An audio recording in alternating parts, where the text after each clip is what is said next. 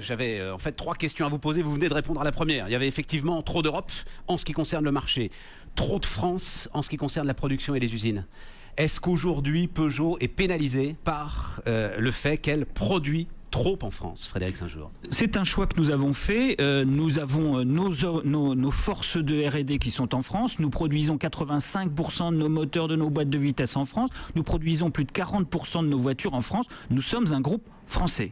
Ce que nous disons, c'est qu'effectivement, le dispositif d'aujourd'hui, en termes de coût du travail, n'est pas optimum en France. Parce que nous avons un dispositif de financement de la protection sociale qui n'est pas équilibré par rapport à ce qu'on connaît dans d'autres pays. C'est pour ça que nous appelons de nos voeux qu'il se passe quelque chose sur ce point pour créer un choc de compétitivité.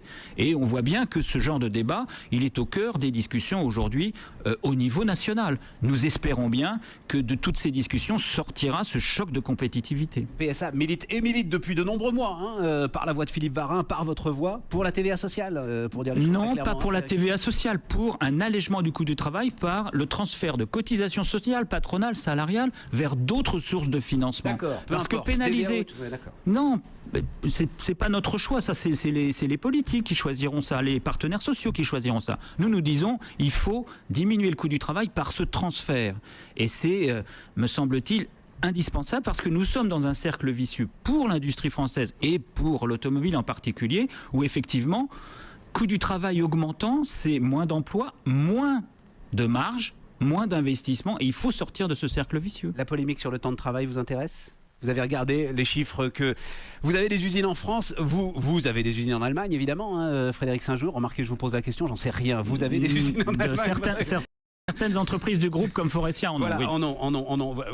Vous avez vu ce différentiel sur le temps de travail ? C'est moins le temps de travail que le coût du travail qui aujourd'hui est un vrai sujet. Le sujet est plus dans nos industries où il y a beaucoup d'investissements au sol, comme on dit. Ouais. C'est plutôt la flexibilité et la rémunération du travail qui pose problème. Encore une fois, il ne s'agit pas de problème de niveau de salaire touché par les gens, mais bien du coût du travail chargé, comme on dit, avec ce coût important des cotisations sociales. Trop d'Europe, trop de France, et la dernière des questions, c'est trop petit. Et oui, forcément, vous y coupez pas. C'est-à-dire que la question qu'on se pose, mais j'ai l'impression, vous êtes au cœur de Peugeot depuis de nombreuses années, Frédéric Saint-Jour. Je crois que vous entendez cette question depuis de nombreuses années.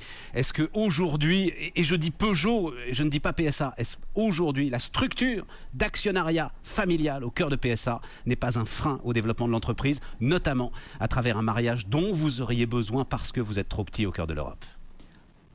Vous savez que nous sommes les champions des coopérations partenariats avec beaucoup de constructeurs, qu'ils soient allemands, japonais, français, américains. Donc nous travaillons pour augmenter notre taille à travers ces partenariats. Nous travaillons avec beaucoup de constructeurs. Nous savons travailler avec eux. C'est donc pas un problème d'actionnariat, puisque nous savons travailler avec c'est pas un problème industriel, c'est un problème d'actionnariat. Nous en avons ajouté récemment. Encore une fois, la JV que nous avons faite avec BMW pour développer la génération d'hybrides de prochaine génération, c'est bien la preuve que nous n'avons pas d'obstacle à travailler avec d'autres. Alors ensuite, la grande alliance qui sauverait tout le monde. Vous savez très bien que c'est pas toujours le et que ces grandes alliances, quelquefois, elles n'aboutissent pas. Nos actionnaires de référence nous ont dit, quand nous sommes arrivés, quand Philippe Varin est arrivé comme président du directeur, nous ont dit, s'il y a besoin pour développer le groupe, pour accélérer sa mutation, de regarder des options stratégiques, nous sommes prêts à le faire. Donc il n'y a pas d'obstacle. Simplement, une alliance de ce genre, il faut qu'elle remplisse des conditions. Il faut qu'elle soit cohérente avec la stratégie, donc globalisation, sortie de l'Europe. Il faut qu'elle soit aussi génératrice de vraies synergies, pas que sur le papier. Et enfin, il faut que le groupe reste indépendant. Et donc, vous voyez, c'est des conditions qui sont assez logiques. Et il faut trouver les alliances qui correspondent à ces conditions. Et elles ne sont pas trouvées à ce stade? Écoutez, je ne crois pas, non. Bon, voilà.